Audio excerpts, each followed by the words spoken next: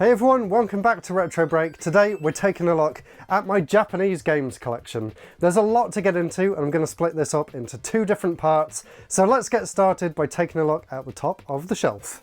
So this is the one that I've been most excited about doing a video on, and I've actually spent a few days rearranging some of it, and I added some extra bits at the bottom there. If you saw my past videos, that was actually full of DS games, but now I've started moving the DS games out of here and the rest of them are all downstairs. So this is now exclusively Japanese games and a few books at the bottom. But let's move back up to the top and we'll actually start with the box there for the TV Game 6, which was the console that was over there on this bit that I showed off in part 2, which if you haven't seen, go ahead and watch that at the end of this video. Also up there we have a few other random Nintendo boxes. We have the Wii U, the original Game Boy, the Super Scope for the SNES, the GameCube, PSP, Game Boy Advance, and I think there's some behind here as well. There's a few different DS boxes there. There's a WonderSwan one, the Ambassador's Edition for the 3DS, Game Boy Printer, and the ROG Ally, which I really like as well. So let's get started with the first shelf here. So we have two figures here. I do have a lot more figures, but they're all in the loft because when I was moving house I didn't really have space to display them, but I really like this one here. This one's a figure of Korone, who's a VTuber, a Japanese VTuber who plays a lot of retro games, so I was really happy to get this. And the other one there is from Orino Emoto. That's quite an old figure.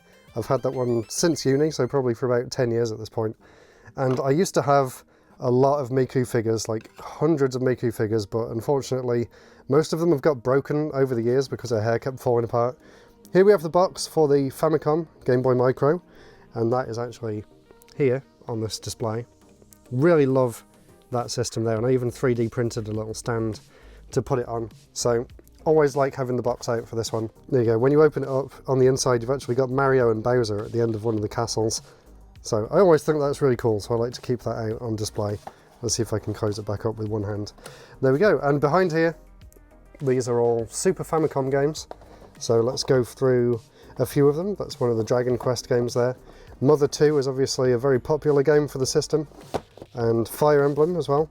I mostly tried to get games for the Super Famicom that don't really have English equivalents. So I think you'll find most of these are actually Japan exclusive.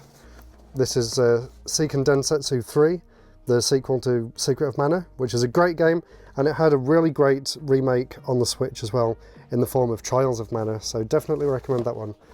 This is really interesting. This is Shibibin Man Zero. This is actually a game that came out originally on the Satellaview, which is an attachment for the SNES that actually let you download games off the internet back in the day, and this was a re-release by Columbus Circle in 2020 or 2019, so really happy to have that. Of course, another game I'm very happy to have in my collection is Umihara Kawase. I did a whole video about the entire series, and next to that as well I also have the collector's edition box for Kawase Fresh, which is actually a Switch game, but they mimicked the style of the original SNES box absolutely perfectly. Even if I remember right, even the way the screenshots are laid out on the back is the same. So how cool is that? I love having them two together. And you can see the difference in the art style between the two over the years. I just love that, so I love having them two together right there. This one's interesting. This is Tetris Gaiden, or Tetris Battle Gaiden. This one took a long time to find, and apparently this one is actually Alexei Pajitnov's favourite version of Tetris out of all the versions of Tetris, and I might be inclined to agree. I really do love it. Psycho Dream's a really interesting action platformer, and Poppin' Twinbee there is a really cool platformer as well, kind of similar to Rocket Knight Adventures in a way. There's another one of the Super Famicom exclusive Tetris games, Tetris 3. That one's got a really cool mode actually, where you like summon lightning down the screen. Really fun. Here's Live Alive, or Live Alive, obviously the game that got a remake on the Switch and PS5 fairly recently, so this is what the original looks like. It's one of those like multi-character story RPGs which Square love making. And another Square RPG that's a classic exclusive to the Super Famicom is Bahamut Lagoon. Really cool graphics on that one. And most of these actually have fan translation patches as well, so if you were wondering how I'm actually able to play these, mostly thanks to fan translation patches and then playing them on the Retro Freak. This is Jerry Boy, and the reason I got this one is you probably recognise the art style. That is actually Ken Sugimori's artwork, the same person who went on to make Pokemon. So it's really cool to see where he got his start, and I love the style on there. Really, really cool. Star Ocean, absolutely amazing RPG for the SNES with some of the best graphics on the system. I'm sorry about all the glare, I'm trying to record this the best I can. One of many Puyo games. Mario and Wario, which is a really fun puzzle platformer that uses the SNES mouse, and you actually control that little fairy there. And a little fun fact about this game is actually the game that's referenced in Pokemon Red and Blue when you go up to the TV and it says, you're playing a game where Mario is wearing a bucket on his head. And that is where that comes from. There's Mario with the bucket on his head. There's the other Tetris game, exclusive for the Super Famicom, Tetris 2 plus Bombliss. And Bombliss is a really fun version of Tetris, so I really enjoy that. And a really interesting game here, this one is one of the Gusun Oyoyo series, and this is kind of similar to Tetris Plus in the fact that you actually build the blocks up around a character that's walking around in the puzzle screen. So really interesting game, really love that series. And at the end there, I have one of the Umihara Kawase manga volumes, so really happy to have that too. And there's a few more Super Famicom games on this shelf, so let's move down a shelf. And here's a few more figures. Of course, I've shown this one off many times on the channel in the past. This is Jess from Manichemia, one of my favourite, well, in fact, actually my favourite game on the PlayStation 2. And I was very happy to get this figure to go along with it. And if we come over here, there it is. I've shown it off many times, but there's the premium box that comes with the PS2 version of the game in Japan. And here's a few Toho figures. We have Reimu and Marissa there. These are little Nendoroid ones, really cute. And then next to that we have a cotton one, and that was actually sent over to me by the developer, so that was really cool. There's a little Kirby there in a little cake thing, and there's another Reimu in the corner. I lost the stand for it though, unfortunately. And like I said, I do have a lot more anime figures, but they're all actually away in storage in the loft at the moment. So let's go through the last few boxed Super Famicom games. This is a really interesting one. This is Cosmo Gang The Puzzle. And Cosmo Gang actually also has a Space Invaders style game as well. But this one's actually more like Panic Bomber, maybe? Like the Bomberman puzzle game. Pretty fun game. I always enjoy puzzle games. This one's really cool. This one is called Astro Go-Go. Really nice box art on this one as well. There we go. And this one's actually like F-Zero. Right, look at the cool Mode 7 graphics on that. The game isn't anywhere near as fun as F-Zero, but still a really interesting one with a very unique art style. Here's Yoshi's Cookie, and interestingly, this one was also designed by Alexei Pajitnov as well. He designed all of the puzzle stages. So a really interesting tie to Tetris with that one. And the final one here, and I actually don't know what this one is. This one was sent over in some sort of blind box for Super Famicom games. It was kind of like a puzzle game meets Breakout from what I remember. So don't really know what to say about that one. And next to that we also have the Super Game Boy 2, which was upside down, which is the Japanese exclusive version of the Super Game Boy, which actually fixed a few issues, and it's got a few extra borders and the link cable slot on the side as well. And then next to there I have just a few N64 games, not really many at all, and I would like to get more in the future. So some of these I just got with the system, so they're not really Japanese exclusive games or anything. There's Bomberman 64. Really love the artwork though for the Japanese N64 games. And the boxes are actually wider as well, so they look really nice. And it's got a really cool picture on the back there too, with Bomberman being attacked by a ferocious blue dragon. This one's an exclusive for the system. This is Puyo Puyo Sun. Obviously just another basic Puyo game, but as always, love the artwork on the front. Think it looks amazing. But the graphics in the game aren't really any different to any other Puyo game, but still, really cool to have, and it's nice to have an exclusive too. There's F-Zero X with its awesome comic book style, and a really nice front cover as well. I would love to try and get a DD and get the X expansion pack at some point. Now, although this one's obviously not an exclusive, this is quite interesting because this is actually an exclusive cover for the game, Diddy Kong Racing obviously, but look how cool that looks. It's really nice. And on the back as well, we have a few exclusive pictures like that one, which hasn't been used anywhere else as far as I'm aware. So really happy to have that. This next one's an exclusive. This is Choro Q, which is of course a very long running series. I think it's called Penny Racers. outside of Japan, and I don't think this one came out on the American or UK system. Correct me if I'm wrong, but I've never actually seen a version of it in the UK. It's an alright game. It's kind of like a racing RPG. Mario 64, of course, a classic. Always got to have that one. This is the version that has the Rumble Pack support as well though, so it is slightly different to our original one. And the same here with Wave Race as well. And that is it for my Japanese N64 collection. Really don't have many games for that one at all. And now for the GameCube collection. There is actually this here as well, which is the original release of Game & Watch Ball, which was the first ever Game & Watch system. And I have this complete in box in almost immaculate condition, which I'm very, very happy to actually own. But as it's not a Japanese game, I won't really go into much more detail about it now, but we'll cover that again in the future. So in terms of Japanese GameCube games, this one's an exclusive. This is the Nintendo Puzzle Collection, which features 3 different puzzle games. Obviously Panel de Pon is the best of the bunch there. They're not really any different to what you would find on the SNES or the N64, but it's just interesting that they're all there in one collection, and it comes with a link cable as well, so you can play them on the GBA too, which is pretty interesting. Here's another exclusive, Donkey Konga 3. For whatever reason we didn't get the third one here in the UK, so I had to track this one down in Japan, and of course the song list would be completely different anyway. Next up here we have PC Genjin, or otherwise known as Bonk, and this is a really fun game. It's kind of weird because it uses like weird 3D on 2D graphics, but really unique and interesting version of the game that not a lot of people know about. There's the actual box for the puzzle collection, I guess that should be inside. Another really interesting game that didn't come outside of Japan is Gift Pia, and this was always kind of sold alongside Animal Crossing as a kind of slice of life style game.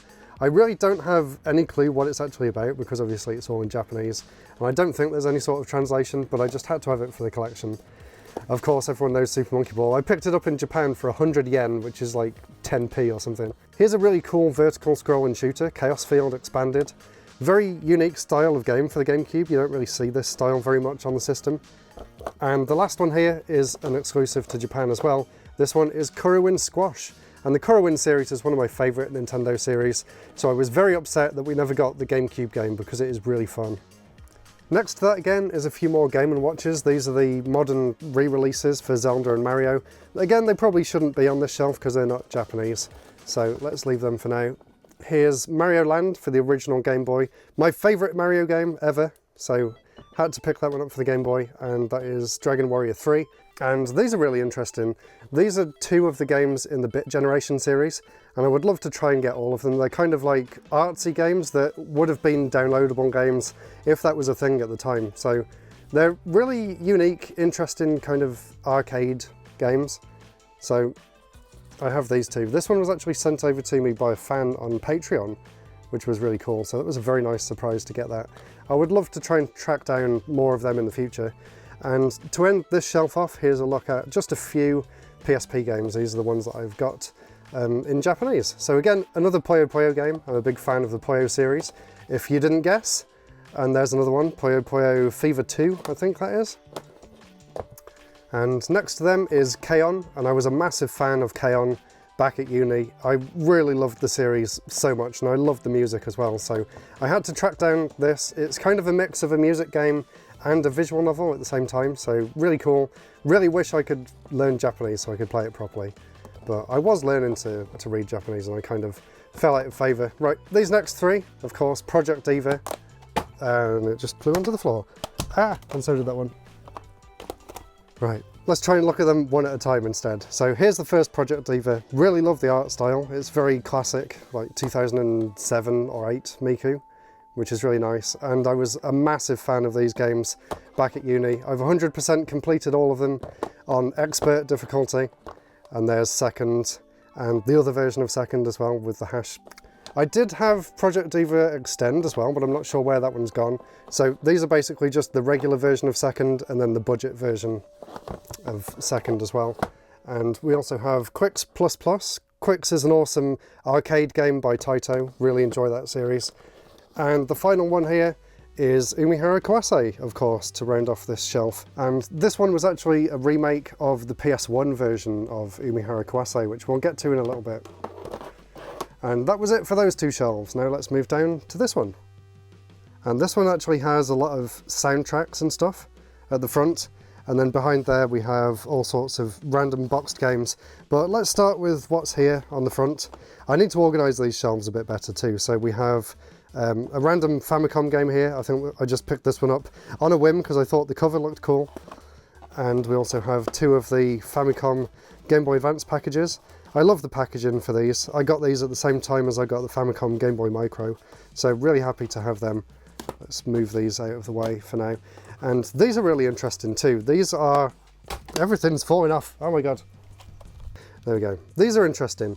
These are the last two releases by Gunpei Yokoi, the creator of the original Game Boy, by his company, Koto Laboratory there. And I have done a video on his sort of journey into creating Koto and setting these games up on my channel. So if you want to see the history of these releases, then go and check that out. I'll put a link in the description and hopefully they won't fall off the shelf again. And let's start at the front. So we also have this, which is the biometric sensor for the N64.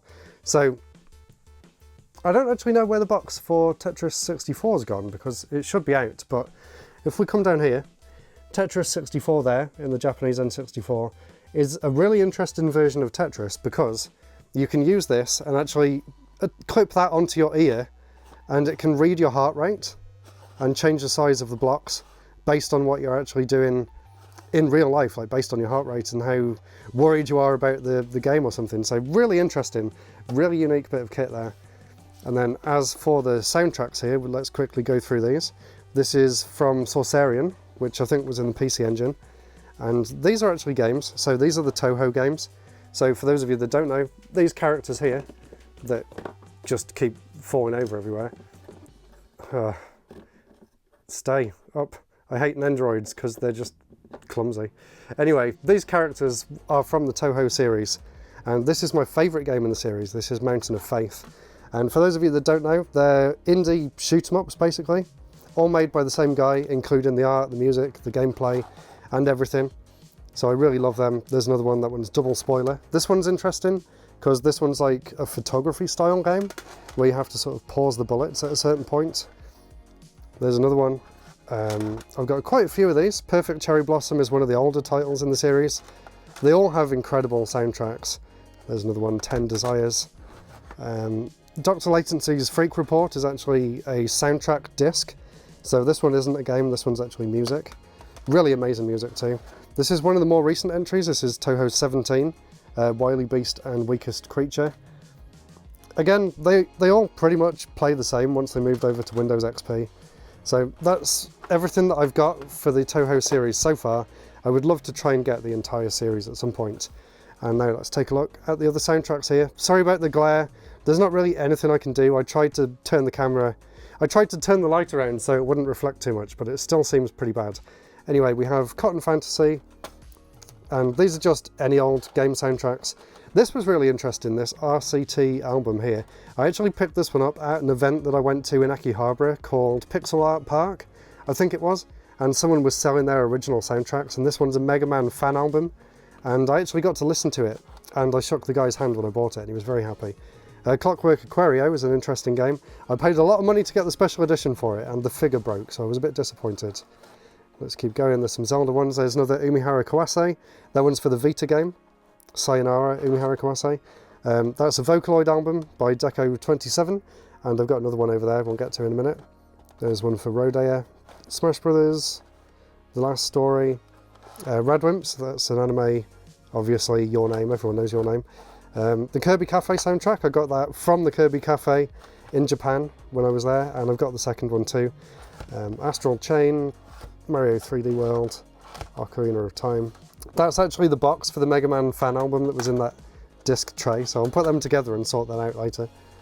Another Smash Bros one, Chrono Cross, probably one of the best game soundtracks of all time, so really happy to have that. A sealed copy of the Twilight Princess sound selection from the HD version of the game. This one's a very old one. I got this from official Nintendo magazine, I think, a long time ago. Bravely Default, Solo to Robo. Really happy to find the soundtrack for that. I think I picked that one up in Japan as well. That one's upside down. Samus Archives from Samus Returns for the 3DS. One of the Atelier game soundtracks, Atelier Rorona. Probably my favourite Atelier soundtrack. Love the Ramona sounds. There's the other Kirby Cafe one, Kirby Cafe 2. I should probably put that with that one there. Here's another Kirby one, Kirby's 25th Anniversary Orchestron Concert. That's really fun. And here's another Deco 27 album. Yeah, really love Deco 27. If you want some Vocaloid music to get into, definitely recommend their songs. They are amazing. And finally, the Klonoa Daughter Phantom Isle soundtrack. And I do have a bunch of other ones as well, but they're all up in the loft. And these are the ones that I actually managed to find out in time for making this video. So let's take a look at the boxed games. On this shelf we have some Famicom games to begin with, so let's pull these out. This one is Castlevania 3. I really struggled to get this game actually. I bought it from a shop in Japan, but the card reader wasn't working, and I basically begged all my friends to give me all of their money for me to actually be able to buy that, and then I paid them all back when we got to a cash point, which was a little bit embarrassing. There's Hattress, again obviously for my Alexei Pajitnov video. There's the original version of Wizardry for the Famicom. Really cool to have that in the box. A very important game in gaming history. And another important game, Kirby's Adventure. One of the best games on the Famicom and the NES for sure. And then we have a few Game Boy Advance games here, nothing too exciting. We have some Mega Man titles. We have, this one's really interesting actually, Super Donkey Kong 3, or Donkey Kong Country 3, as it's known outside of Japan. The reason the Japanese version of this is interesting is because it has a completely different soundtrack by David Wise, the composer of the first two. But Evangeline Fisher, I think her name is, did the soundtrack for the third one on the SNES. But David Wise came back and completely made his own original soundtrack for the GBA version, and it is really good. So very happy to have that. There's another Mega Man game. F-Zero Climax, of course. Of course, if you've got a GBA and you're interested in some Japan exclusive games, this is probably the first one that everyone goes to. Either that or Mother 3. But yeah, amazing game. No idea why it didn't come out outside of Japan. And it also has a course creation mode as well, which I really loved trying out. Another game that I wish came out in the UK, and I don't know why it didn't, is the sequel to Kuru Kuru Kuruin, Kuruin Paradise. And I did a whole video about how much I love this game many years ago. So go ahead and track that down if you want to hear me talking about that. There's Drill Dozer, one of the more interesting games from Game Freak. And of course, Starfy, another series that hasn't really seen the light of day outside of Japan much. There's another Starfy game. This one's pretty interesting. This one is a Klonoa RPG that only came out in Japan. Klonoa Heroes. So there you go, have a quick look at the back there if you can see the screenshots. Very interesting game. Again, I don't really know why it didn't get a release outside of Japan. I think it would have done pretty well with the Klonoa fan base. And then we have some more Famicom games, and I guess I should move them closer to these ones. Here's Famicom Wars, which is where the Advance Wars or Game Boy Wars series got its start. So this is a really interesting piece of Nintendo history. And I would love to try and track down all the other games in the series to do a big video about the Nintendo Wars series in general. And actually, I didn't mention this yet, but I do also have this as part of the Nintendo Wars series. This is Game Boy Wars Turbo, which was an entry in the series made by Hudson, and it comes in this really nice tin as well. And I cannot do anything on these shelves, everything is just falling down onto the floor. But yeah, open that up and you've got the game and the instruction manual inside the tin, which I think is a really nice way of displaying the game. That one's not very exciting, I don't know why I own that one. It might have been one of those blind box ones. There's the original Tetris, which is actually very different to the NES version. A lot of people don't know that, but it's actually a completely separate game. There's Tetris 2, and I actually prefer Tetris 2 over Tetris 1 for the Famicom. And there's another Klonoa game. That one should go on the GBA side. That is Dream Champ Tournament, I think its English title was, Klonoa 2. Here's a homebrew game for the Game Boy called Battle Kid, which is kind of like a Mega Man style action platformer. Really fun game, really challenging too, but definitely one to track down. We have Wario Land 2 on the Game Boy. Again, not really sure why I own that, but it seems to be there. Here's one I do know why I own, and it's upside down as well. This is The Frog for Whom the Bell Tolls, which is a game that was made by the same team that made Zelda Link's Awakening, which is really interesting. This one is one of the Heberake games.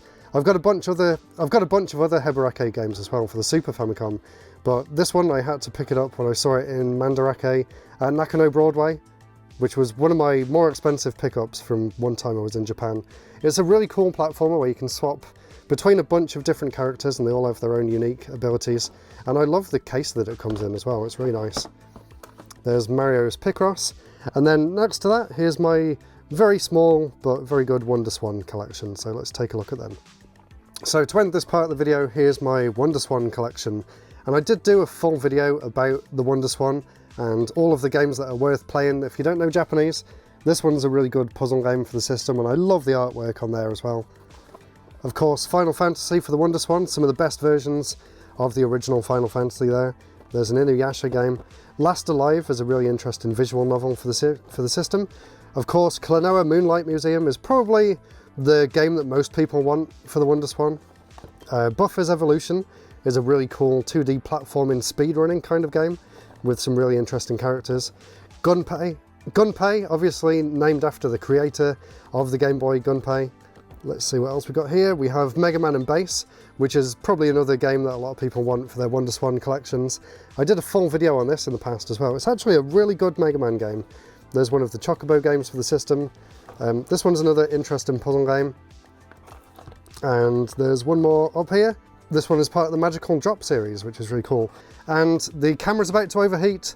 My voice is overheating, so that is it. So that is it for part one of my Japanese games collection. Join me in a few days' time where we'll be taking a look at hopefully the rest of the shelf here. And if you want to catch up on the previous episodes that I've done of my room tour in 2024, then click the video up there and you can see the rest of the room up until this point. Thank you all so much for watching, and I'll see you all again very soon.